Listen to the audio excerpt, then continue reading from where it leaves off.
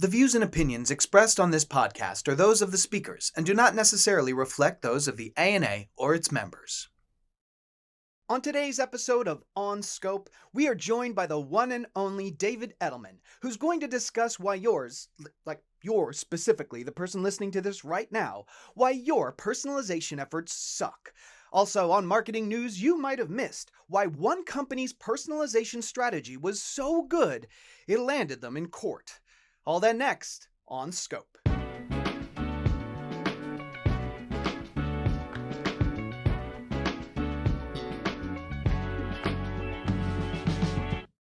Welcome to On Scope, the marketing podcast, brought to you by the ANA and powered by Odyssey, a leading audio streaming platform. You can listen to podcasts like this and all your favorite music and entertainment on the Odyssey app.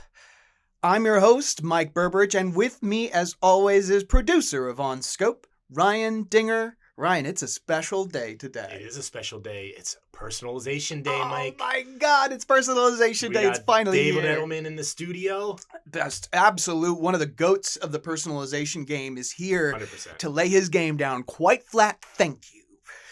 It's also an exciting week because it's Super Bowl week, Yeah. which in a lot of ways is like the Super Bowl for the advertising industry as well. So you know our listeners are going to be psyched to see what the brands are out there doing during what is probably the only tentpole marketing event that exists anymore. Yeah, So, truly. and on that note, Mike, Super Bowl week, for marketing news you might have missed, we got a story that relates a little bit. When you think Super really? Bowl, you think sports, you think food. In the last 5 years, you probably think sports gambling as well. I was going to say that. And Definitely so one of the tops. This week from The Guardian, I'd like to share a story with you. Headline, Mm-hmm. quote, "I lost 10 years of my life. How UK betting giants' unlawful marketing kept suicidal gambler hooked." And the subhead here, Mike, Sam found himself getting sucked deeper and deeper into betting, sometimes risking £11,000 in a day. Now, a judge has ruled he was unlawfully targeted. From The Guardian.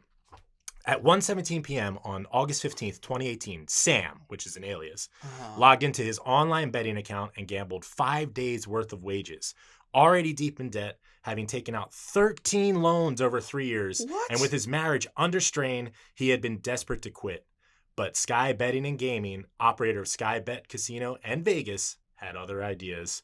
Having labeled him a, quote, high-value customer and not realizing he was at risk, it had sent him an email promising a 100-pound bonus if he spent 400 pounds on a casino game, with the offer reading, "Well done on making it past level 2.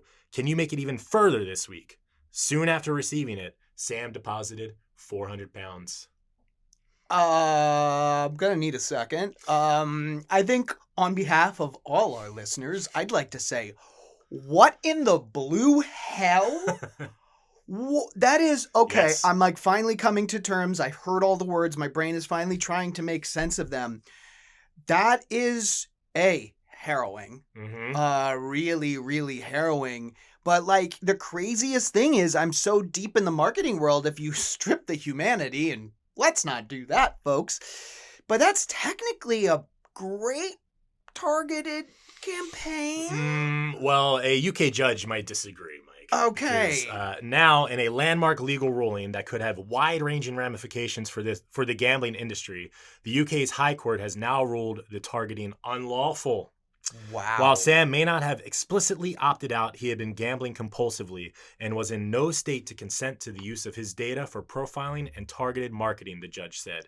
Despite all the information they had access to about Sam, from location and deprivation data to the fact he'd closed and reopened his account, the company failed to identify him as someone in need of help. Instead, he was coded as a, quote, high-value customer, a prime target for more marketing. And when he did eventually stop gambling, the software labeled him as someone to win back. My goodness. Unbelievable. That is dystopian. That's an unbelievable story. You know what is your rolling this out, like imagine you're a whiskey company and you find that somebody's like your number one fan, and your first instinct is like, what are their other occasions? Can we get them to do it in their coffee? Like what? People would be calling for that person's head. People Yes. would want to see people behind bars for Yes. something like that. This is not much different. This is crazy. I think that that's a very fair analogy, and I think at the risk of maybe upsetting some of our marketing audience, I think this is a case of marketing gone too far. I mean, this is you have to put the reins on at some point. And so, the judge goes on and agrees. The judge said, when you're addicted, your agency has been impaired. That was his basis for the ruling of the case. The judge in the case said profiling and targeting were, quote, continued and widespread in the gambling industry and have been known for years. This court case opens the lid on one operator's practices, but the real question is why the regulator allowed this to carry on for so long, the judge said. Wow. Well, you know what? This actually brings up, I'm glad you put that last kind of thing in there on like, where was the regulator for all of this? But something that we preach a lot and we really believe in a lot at the ANA is self-regulation. Yes. We know better. And if you want somebody who has no idea what your industry is doing to come in and put some draconian laws down because that looks good to them, then keep on doing whatever you want to do unfettered and just wait till you get caught. But wouldn't you rather be putting the guardrails in place for what you can and cannot do instead of a complete stranger outside of your industry? Like, they have the tools. Yeah. You're opening and closing accounts. You're spending $11,000 in a day. I'm sure they could get demographics on this person and their net worth. Like, if you've got all the tools and they're not using them, you get what comes to you. I'll do you one better, Mike. Think about the goodwill that Sky could have received. When you think about gambling ads, right? How do they always end? Must be 21 plus to gamble. Please gamble responsibly. Yep. Please gamble responsibly. They're telling you in the ads that this is what they want. Think about the goodwill that a brand like Sky could have if they would recognize situations like this and say, you know what? We don't need the money anymore. This is more important. Human beings, their lives are more important. And so we're actually going to be proactive in helping this person who we see needs help find the solution to stop this destructive behavior. This is a guy who the story went on to say, his marriage is falling apart. He was contemplating suicide. This is a person who is in dire need of help. And if you as a brand can step in and be the conduit for that and say, we don't need the profits, think about how much you would endear yourself to all these consumers who we have all this research that says, if you're authentic and, reflect our values, then we're going to do business with you. I couldn't agree more. Imagine the alternate reality where this story was about an anomaly that slipped through the cracks of Sky Betting's top-ranked addiction identification program that's helped hundreds of people. Would we be talking in this same level of energy about this? Not at all. No. We'd be talking about AI and how you need to double check it, or when things scale and you want to keep your control over them. Not what in God's name goes through your mind when you look at yourself in the mirror about something like this. Yeah, it's a tough one. It's definitely a marketing misadventure, if you will. But that's it for news you might have missed. I did not see that story until we talked about it. And my goodness. Hoo boy. I guess Personalization Day couldn't come at a better time. And speaking of which, I think it's time for my interview with David Edelman. Everybody, it is my pleasure to welcome to ANA Studios here at the OnScope podcast, an executive advisor on AI and digital transformation. He teaches at Harvard Business School. He's a senior advisor to BCG. He's author of the book Personalized, the former head of marketing at Aetna, which is now CVS Health, and he has worked at firms like McKinsey, Digitas, BCG, and he is a regular and a favorite on the ANA event circuit. David Edelman is in the studio. David, thank you so much for stopping by today. Oh, my pleasure. It's great to be here, Mike. Oh, man, so good to have you. And, it's so funny. We're about to talk about an incredibly vital topic, that I feel like has been mentioned and at the forefront of almost my entire career in this industry. It is the word personalization. Mm-hmm. I don't think there's anybody in the marketing industry who says, "No, I don't buy personalization. I don't think that's very vital." So the value's clear. Marketers have stated that this is a very, very important part, especially in the current fractured landscape. Why has this been slow moving and challenging for marketers on the whole for so long for me? I mean, am I going crazy, David?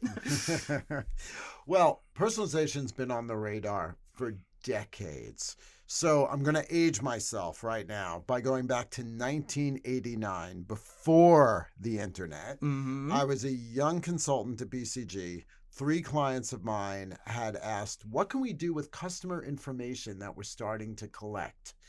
And we help them develop loyalty programs, start to target some of their marketing, think about new customer service capabilities. And I came up with the term segment of one marketing. Wrote an article about it. It got picked up. It took off. It made my career, helped BCG get clients. And I've been focusing ever since on that lane of marrying customer information with new technology capabilities, with the desire for growth through marketing. And the challenge has been everybody sees it as a way to just do more marketing in a more manipulative sense. And that's been the focus of so much. And over time, what I began to start seeing, though, is that personalization was really more than marketing. And marketing itself was limited, especially in the way people thought about marketing. Mm-hmm. Marketing really happens across the whole customer journey. And as more and more digital capabilities are becoming available, and especially now with AI, you can actually deliver very differentiated customer experiences based on using customer information that really distinguish yourself. And it goes beyond just simply marketing. I mean, think about the brands that you're using more and more these days: Netflix, Spotify, Uber. All of those deliver value because they're getting better as they learn more about you, and you're comfortable with that. Yes. And therefore, they can deliver a better, more tailored experience to help you discover new things, get stuff done. That's where competition is now going. The challenge has been for a lot of marketers, they've been using this technology just simply put somebody's name, bombard them in retargeting after they touched your site, be able to spam them with messages. That's personalization gone wrong. Yeah. And that, unfortunately, at a time when we now have all these AI capabilities to spin up all this content and to find more triggers to reach somebody, we're in danger of overloading people. And we have to think about less is more. So we wrote the book to position personalization as a strategic objective for a company, to distinguish itself on how it's using customer information, to add value as a strategy, not just as a marketing tactic. Yeah. Yeah. And I mean, literally just you reframing it like that puts personalization into a completely different dimension. That makes, and in 2025, I should not be getting ads for something I just purchased digitally. I mean, we're people talk about what's potential, and that is still such a normal recurring occurrence that we really need to go beyond getting so excited about something and wanting to put it in front of the customer's face as quickly as we can. I feel like this is a never-ending cycle that the marketing industry is on. And now with automation, it's too easy to do that. So let me give you an example. I don't like talking badly about companies, but I have to say this example really went over the deep end for me. So I recently moved to Cambridge, Massachusetts, and as part of the move, treated myself to get a Nespresso coffee maker. Get something really nice for coffee in the morning. Absolutely. The Nespresso comes with 100 pods for the machine. 2 days after the machine and the pods arrive, I start getting bombarded with offers for more pods. I have 100 pods. Yeah. How much coffee do they think I drink?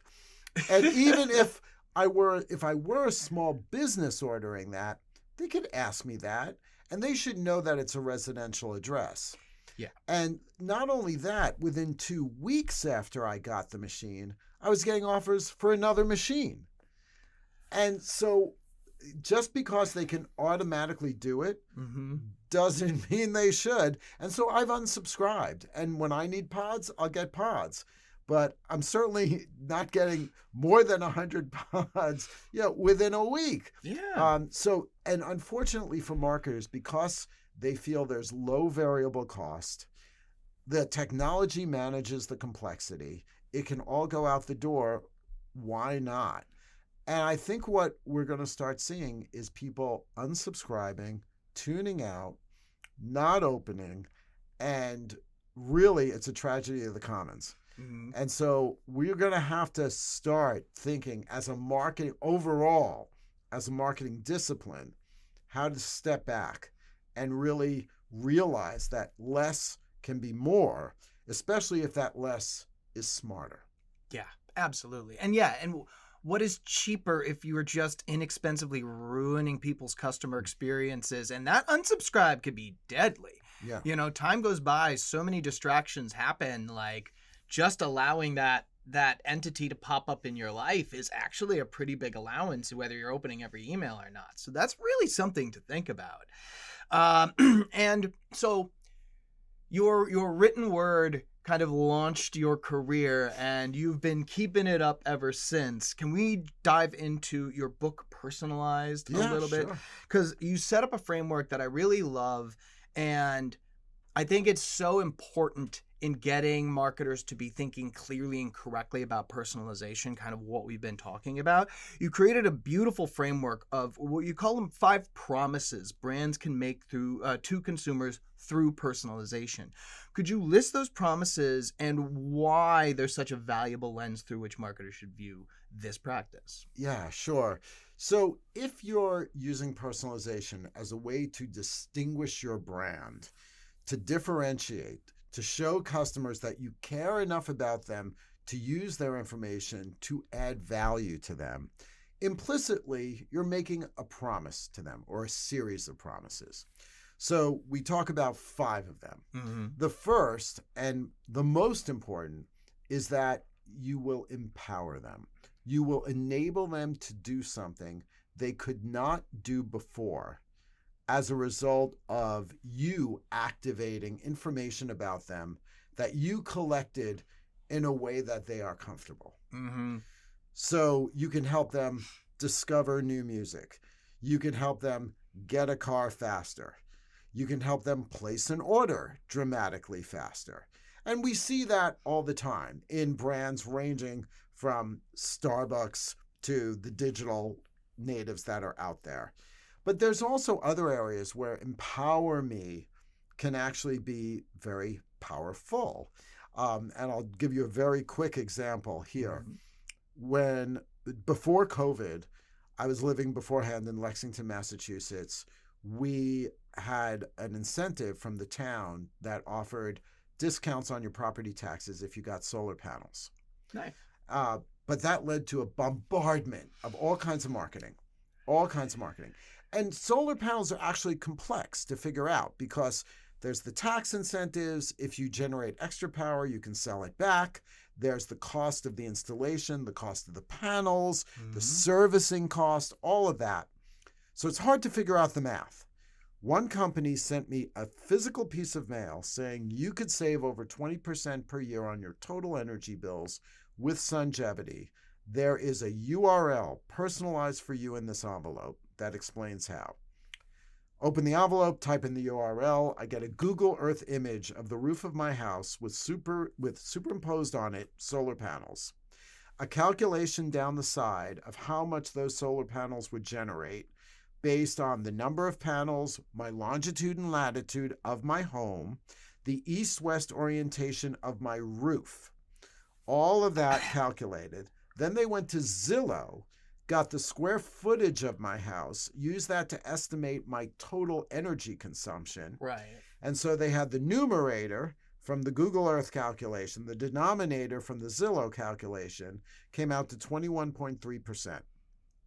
Then it said, click here to learn more and talk to one of our sales reps. I was impressed, so I clicked on that.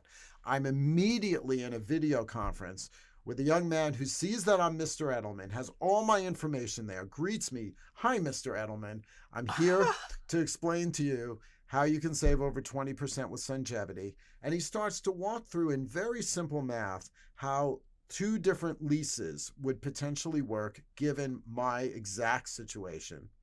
And he has the email addresses of 2 of my neighbors who have already done this, whom I actually didn't know, those neighbors. The math seemed to make a lot of sense. Contacted the neighbors. They were very happy. And so we did it. I didn't even look at a competitor. They made it so simple and so transparent. And then from that point on, everything is managed through an app. That's empowering me. Yeah. That is helping me understand how to buy something that's complicated by using my information to make it simple. So empower me is where things start. The second is, in order to do that, you have to know me. Right. You have to have information. And in this case, Sungevity was able to pull in information off Google Earth, which is publicly available, off Zillow, which is publicly available, and process that. And they used AI capabilities to sort through that data, to actually integrate that data into a common database, which there are tools now. AI can write the code to integrate and normalize data. Imagine if you can do that to integrate your billing, your customer service, your marketing data, your sales data, with geographic overlay data. All of that marketers can do now. The capability is there. So know me, and you can do a lot more to know me now with AI tools. Then it's about reach me. At the right time, touch me. Don't bombard me. So in the case of Nespresso, what they should have done is say, okay, you got 100 pods. Send me something that says, how are you enjoying your machine? Ask me, so zero-party data. They could have asked me to know more about me. How many pods do you use per day? What are your favorite flavors? And then 3 weeks from now, send me an offer with the flavors that I like and maybe other ideas for flavors I could try. And reach me at that point. There's no reason why you can't do that now. And you don't even need AI to do that. I mean, it's just a question of deciding you want to. So reach me, then show me, give me a way to see how it's personalized for me. So when Sungevity rendered the solar panels on my roof, it was very visible, very easy to show me what that would be. And there's other tools now, and this is where Gen AI comes in really powerfully, that can show you personalized experiences. For example, when I was chief marketing officer at Aetna, people don't understand their health plans. And that's a problem. So we found this company called Sunday Sky that can generate very simple, animated, personalized videos. They don't have to be beautiful, but they are personalized. And we can send you a video to help explain to you, Mike, your health plan that you bought. Who in your family is covered? Do they have a primary care physician? Oh, your wife doesn't? Here are 5 in your area who are accepting new patients. Click here to schedule an appointment, and so on. It was a simple, easy thing to do, highly personalized. 70% of people watched the 3-minute video. Calls to the call center went down by over 20%. Satisfaction scores went up, and people opened our emails more often because they trusted us. Home run. So that's show me. And then the last is delight me. So we have empower me, know me, reach me, show me. Delight me is when you get better and better as you test and learn and get more and more information. And that's certainly the classic thing that happens with Spotify, Netflix. You're doing thumbs up, thumbs down. It sees what you're listening. And they are constantly running tests as well in the background. And through that, the experience improves over time. So that framework of the 5 promises, empower, know, reach, show, delight me, is a good way to organize the elements of what you would want to put together to deliver a personalization strategy. I love that. And I think one thing that really jumps out to me about that is it is a brand willingly and deliberately giving leverage back to their consumer. You know, I think, well, as you said, as you kind of started to lay out Sunjevity's incredible experience, the first thing when you said my house on Google Earth popped up. For a second, I was like, I got a little bit of a shiver. However, I wasn't in the market for something for my house that there was a very relevant context. Like you said, it was publicly available information. Yeah. As that went along, the primary feeling, like you, I wouldn't have looked for competition either, because I know, believe, and feel I'm not being fleeced by these people because they put all their cards on the table. They're talking about me specifically. They're not saying, oh, these deals start at, oh, wow, you have a deal that starts at 500. There's probably one person on earth that qualifies for that. You know that that just means it's more than 500. Right. So to give all of that leverage back, it's no easy thing for a brand to do, but I can feel that kind of energy of being an empowered consumer. And we will be back with more right after this. All right, I am back with Ryan Dinger, producer of On Scope, the marketing podcast. And Ryan, I'm really glad you're here because I've got a little bit of a problem. Oh no, what's going on? Well, you know how we're getting everybody excited about personalization today. It is Personalization Day here at On Scope. But sometimes I feel bad that I can't prescribe exactly the next step to take. Do you know what I mean? Yeah, I do. You know, we want to be here for our marketers, like the ANA is here for our members every single day. And honestly, I'm just glad this time I've got some help from the ANA Marketing Development and Training Center. Thank goodness, because I thought you were going to ask me for the help. No. So anyway, no, I'm kidding. You are an absolute beacon of light when it comes to making can't miss podcast episodes. But when I want to learn about personalization, I go to my friends at the Marketing Development Center here at the ANA. And they have cooked up something absolutely perfect for the folks listening to this wanting to get in on the personalization game. You all need to check out Artificial Intelligence and the Hyper-Personalized Brand, an exciting new workshop from ANA's Marketing and Development Center. Doesn't it sound perfect? I mean, I want to hear more. I'm definitely intrigued. Well, check this out, okay? This is designed to teach you how to use AI to create one-to-one marketing strategies, okay? This is no small potatoes. You're going to learn how to micro-segment markets. We're going to get right in there to the nuance. That's important. Exactly. We're going to tailor messaging. And most importantly, we're going to create custom customer experiences. Are there any other type of experience that a customer would want? I was about to say none that I'm interested in as a customer who happens to like experiences on that.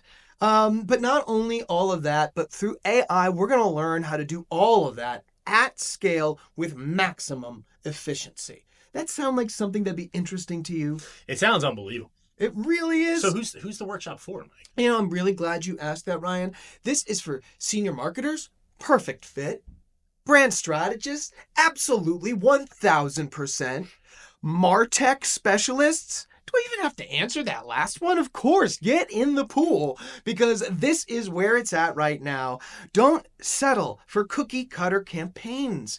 It is far past time to learn how to harness AI for smarter, more personalized consumer experiences.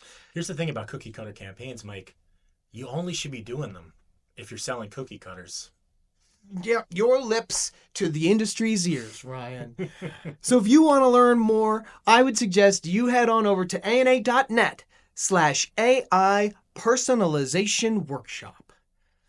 And now, back to the show. All right, we are back on Scope with David Edelman, my guest. Now, You have mentioned a couple of times AI technology, Mm-hmm. and particularly the 800-pound gorilla in the room, for the moment, at least, is still Gen AI. Now, with all of these capabilities out there, it it seems like we're not getting dramatically better results on average. Can you talk about any misunderstanding marketers might have with AI right now? I think right now, for the most part, marketers are using AI to save themselves some time. Mm-hmm. So we actually did a survey for the ANA, surveyed about 300 ANA members as part of the Growth Council of the ANA to ask them how they were using AI. And what came out of that was essentially there's three levels of AI use. The first is what I would call AI for me. Mm-hmm. So as an individual, I am using ChatGPT, Microsoft Copilot, maybe Grammarly to clean things up Yep. in order to help myself be more efficient. That's not going to go all the way to the bottom line of the company necessarily, and it depends what I do with my time as a result. Right. But nonetheless, it is helping people Mm-hmm. get stuff done. The second layer is what I would call for us. And this is where companies are rethinking processes of getting something out the door using AI capabilities, such as being able to spin up social media posts much faster than before, and to do so in a way that can target different audiences. And there's capabilities that can help you do that. Jasper is one that's very common, for example, in the marketing community from a content generation perspective. And so people are using that to get things more productively done, efficient automation, get more out the door, possibly more targeted and tailored. And I think it's still early days, Yes.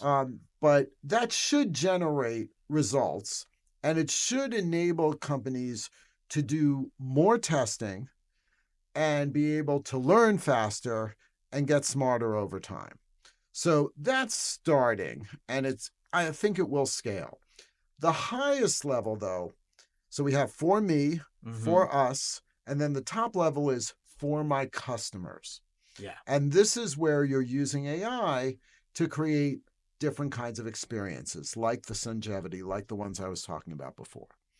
Only about 10% of the ANA's base said they were doing that. And about another 25% said they had aspirations to do that over the next year or two. Who knows whether they will? It's aspirations. Right. But nonetheless, it's on their radar screen, but they're not there yet. So I think this issue about, is AI generating the value? The answer is on average, no, not yet. But there are definitely companies who are using it to succeed more than others. What is really required to build a best-in-class personalization system? And can small to mid-sized brands get in? There are certain things where the assumption is, well, first of all, start with a lump of capital, and then you can, your investments and everything there. But are there mindsets? Are there entryways for people kind of regardless of company size? Yeah, so it absolutely starts with mindset. And the reason, as I mentioned earlier, we wrote the book is because this isn't just a marketing thing, it has to be seen as a corporate strategy. Personalization takes a village. So if you don't want to do what I talked about with Nespresso and bombard people right after they buy your product and then you're bombarding them to buy more within 2 days. Um, it takes a top down view that says, no, we're going to look to create a different kind of relationship with our customers. So it does mean at the top saying, we want to compete based on figuring out how to add value to customers. Now, that's very high level. And what does that really, really mean? It means prioritizing as you talk about new products, as you talk about strategies, what are we doing to help customers do something easier, faster, new, asking those questions. Marketing has an unbelievable opportunity to bring information to the table because marketing should be the voice of the customer. Yes. And marketing should be bringing to the table that voice of saying, here's what's going on with our customers. Here's where they're frustrated. Here's where, when we go and really dig into how customers are using our products, this is where they're making compromises. This is where they're not finding things that they can. This is where they're wasting time. Marketing should be bringing those insights to the table. Marketing can orchestrate the response. It may not have all the levers to act on it, but it should be orchestrating the response. Now, with that, two other things should be happening. One is there needs to be some way of getting ideas up to test. So I talked about the 5 promises: empower me, know me. So you start with the use case of saying, I want to empower people.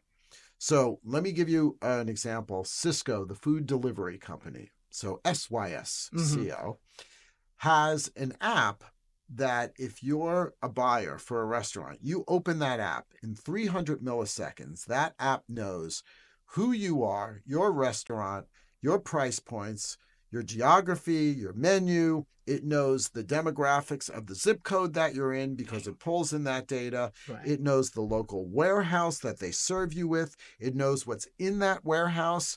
It's food, so there may be things in that warehouse they want to move and discount. They know whether you buy on discount or spot market. And so it can tailor exactly what you see when you open that app. And that saves buyers time, dramatic amount of time. It also helps them understand that they're getting good deals. And people running restaurants don't have time, all the time in the world, to place their orders. Right.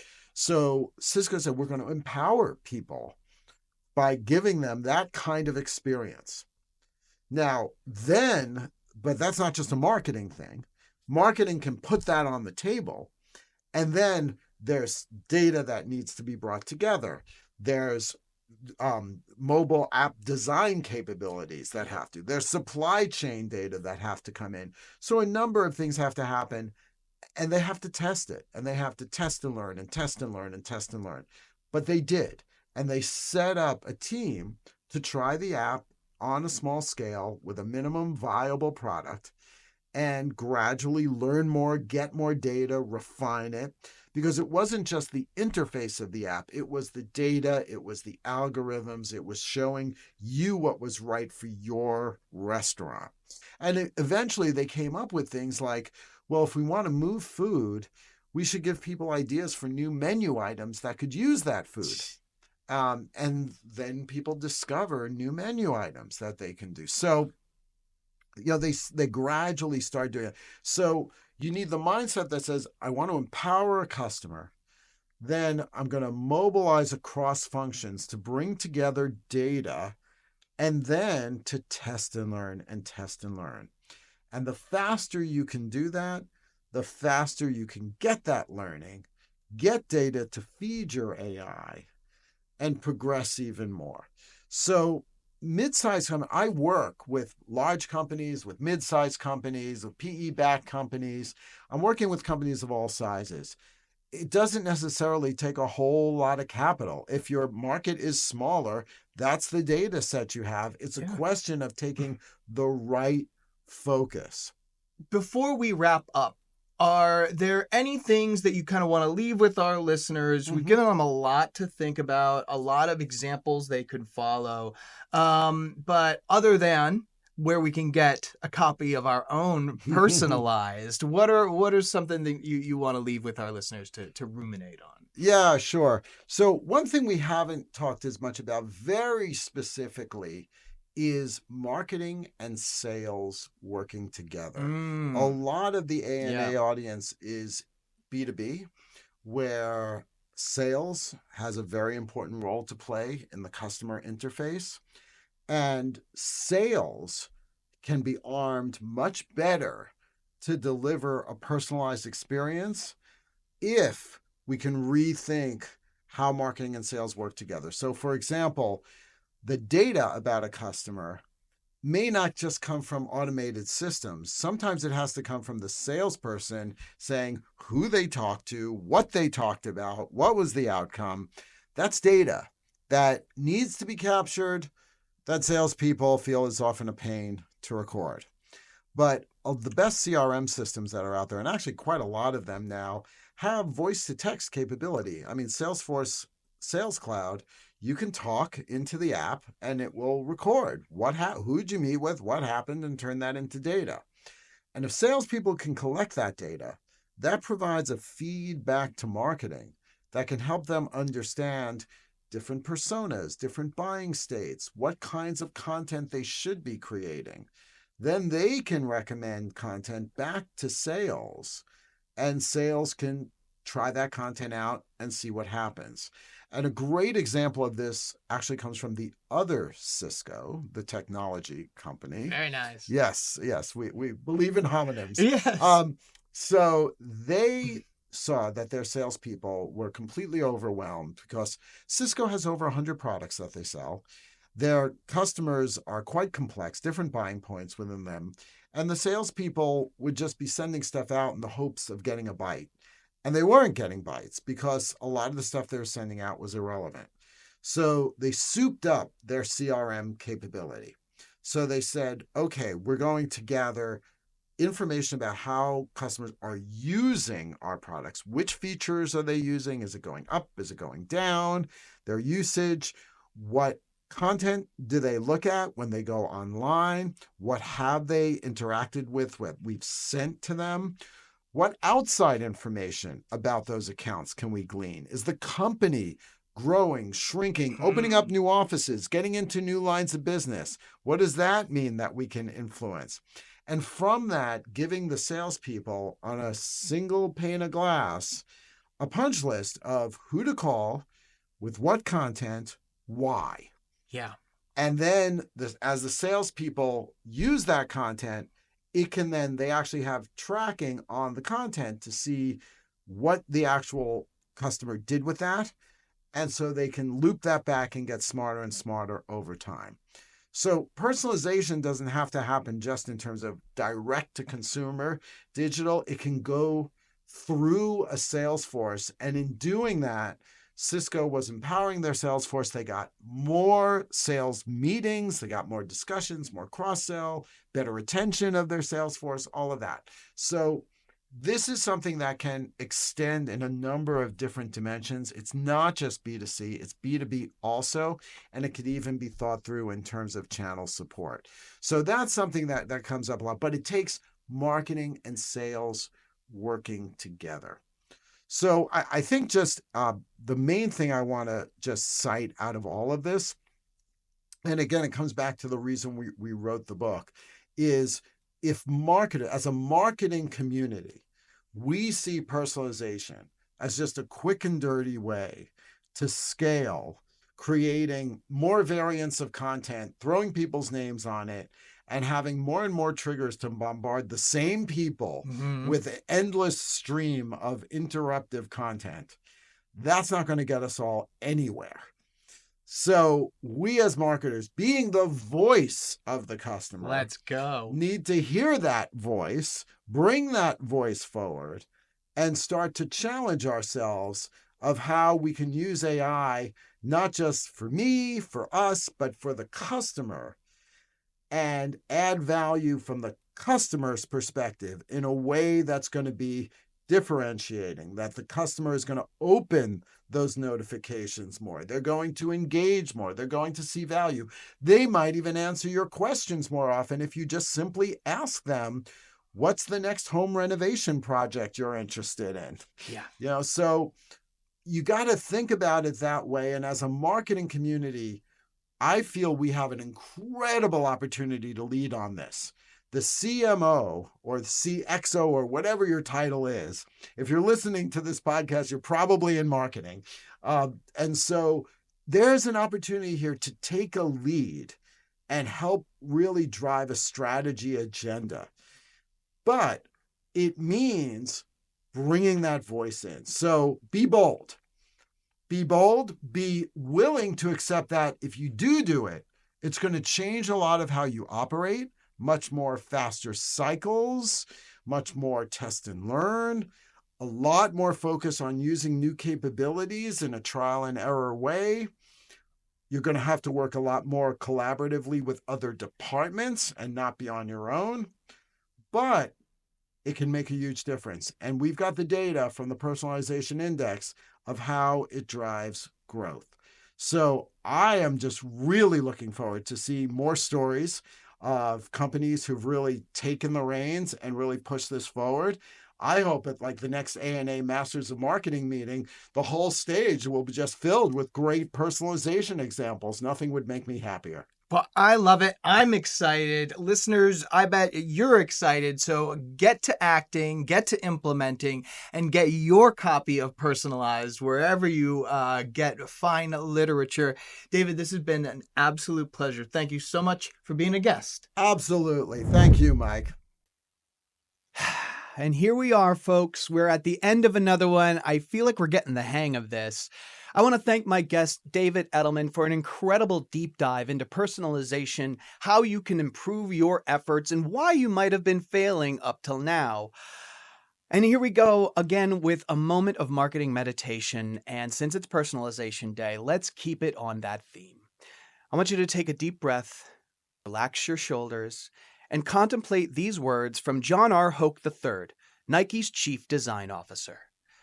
I am fascinated with the idea of the brand becoming a platform, not just for self-expression, but to create uniquely bespoke products in a one-to-one relationship that helps them feel empowered and strong and able to express. Think on that, and we'll see you next week.